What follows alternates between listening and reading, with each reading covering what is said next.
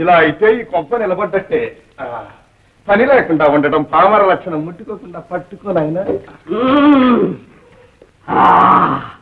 యజమానులాగా పెద్ద అధికారం చెలాయిస్తున్నావు. ఎవరయ్యా నువ్వు? అసలు ఇక్కడికి ఎలా వచ్చావు? కనపట్టంలా ఆకారాన్ని బట్టి నేను మనిషిని.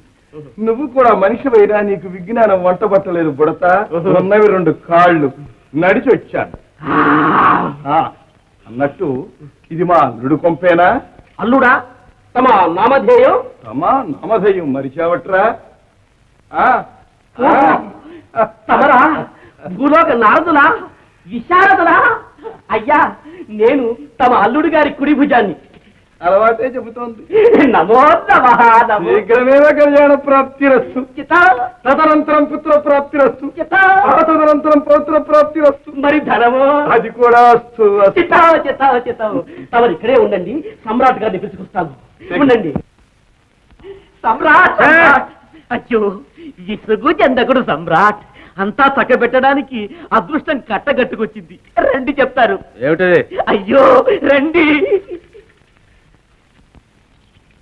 అబ్బా అమ్మా అబ్బా.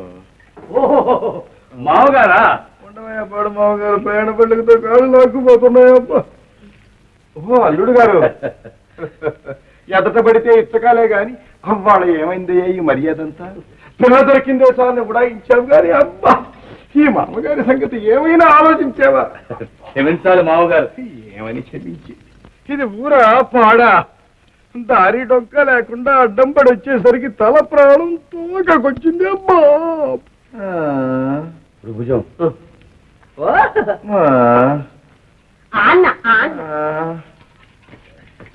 అమ్మా, ఏదో అనుకోకుండా జరిగిపోయింది, అన్యదా భావించకూడదు. గట్టివాడివి. పిల్ల గుట్టు నా వల్ల తెలుసుకుని ఏరు దాటి చెప్పదగల పెట్టినట్లు నన్ను ఒంటరిగా వదిలిపెట్టి వచ్చావు. ఆ ఆచూకి నీకు నా వల్ల తెలిసిందని ఆ కృష్ణుడు తెలుసుకుని అబ్బబ్బబ్బబ్బా పిసకరా కాళ్ళు. నా పిల్లను నన్ను ఎన్ని బాధలు పెట్టాడనుకున్నావు? భుజం సమ్రాట్ కోట గమని 1000 కన్నులు కనిపెట్టి ఉండాలి. మామగారు అసలే భయపడుతున్నారు. అయ్యా బాబు, భయం నాది. మామగారు, మీకు వచ్చిన భయం ఏమీ లేదు. ముందు వసుంధర భయం వదలగొట్టాలి. దాన్ని ఒక మార్గానికి తీసుకురావాలి. నాకు తొందరగా పెళ్లి ఏర్పాటు చూడాలి. నీ పెళ్లి చేయటానికే అల్లుడు ఇంత దూరం వచ్చింది. ఆ పిల్ల ఎక్కడ? దయచేయండి దయచేయండి. వాడి కాలెట్టాను చెయ్యట్టు.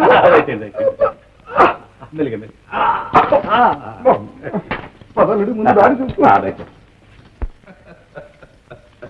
ఏది పిల్లది? మామగారు, అంత మీ ఇష్టం, మీ చేతిలో పెట్టాను. అది నువ్వు చెప్పాలి. నీ పని చూసే వెళ్తాను. వెళ్ళాలి.